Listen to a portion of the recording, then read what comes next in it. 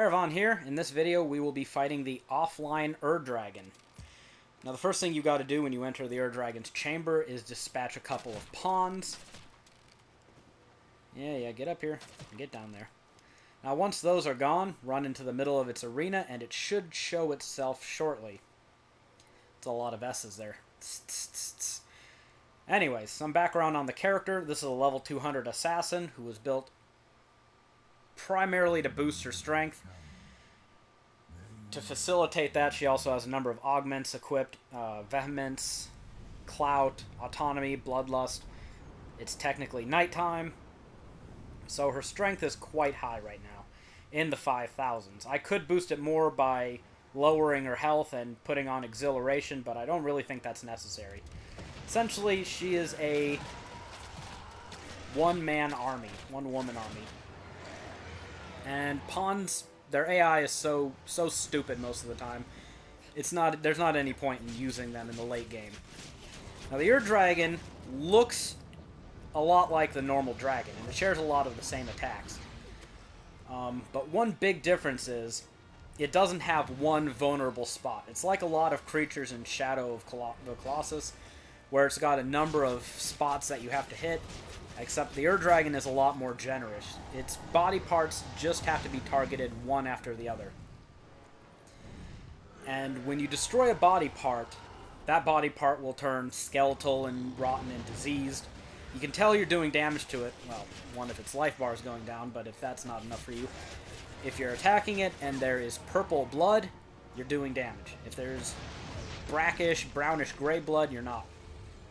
So you pretty much have to climb on every part of the Dragon's body and individually attack it. And this calls for a character who can do grapple attacks and a character who has ranged attacks.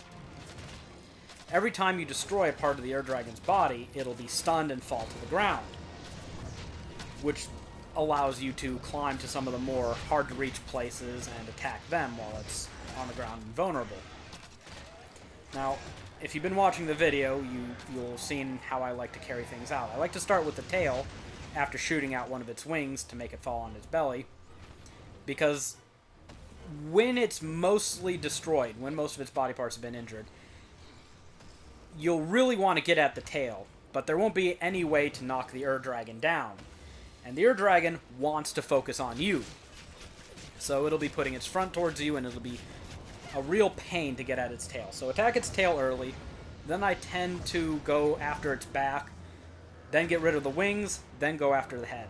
The last things I leave are the belly, the chest, and the limbs, because they're the easiest parts of the dragon to reach. So I'm climbing on it, trying to destroy all the parts of its neck and head, and I'm running out of stamina, so I'm going to pop a few large mushrooms. These things are cheap and can be purchased from a number of stores around Grancis. They're quite handy in a pinch to keep your stamina up and to prevent you from having to stop your offensive.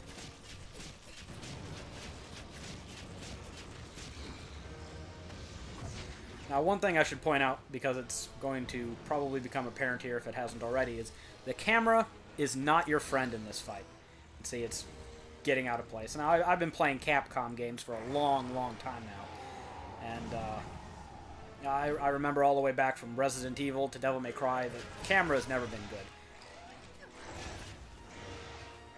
And it will try to show you the least useful angle at any possible moment, it seems. Now, I've got all the hard-to-reach parts destroyed. The tail, the back, the neck, the head, the wings. The rest of it should be fairly easy. I should be able to just run up and stab at its arms and legs and chest and sides and belly. One thing I should probably point out is every time you destroy a part of its body, it'll drop a number of goodies on the ground for you to pick up.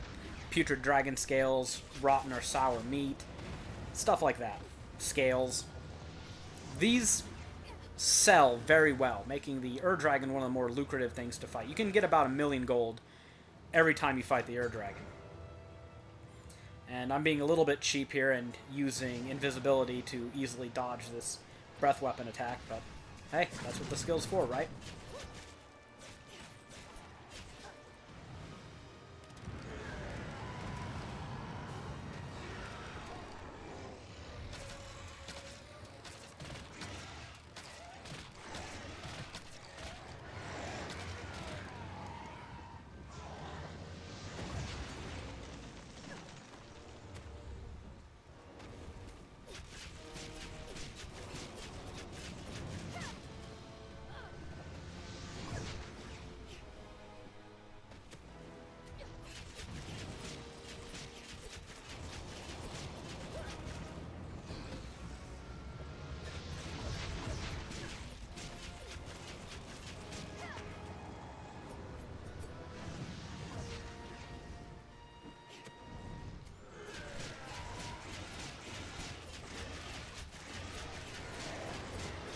good times when you can get its knee joint, because then you can attack the upper leg and lower leg at the same time. And we're just about at its last life bar now. Should only have a few spots left. At the end of the battle, you start getting to a scavenger hunt phase where you're like, where's that last piece? What little bit's not quite dead? Unfortunately, we won't have to do that this time. And there goes the Ur-Dragon. I didn't take a single point of damage fighting it. And for killing it, your offline reward, which generally includes a fairy stone, about 20 wake stones, and one unique item. Either a holy elemental damage pair of daggers, staff, or sword. And that's all there is to killing the Ur-Dragon.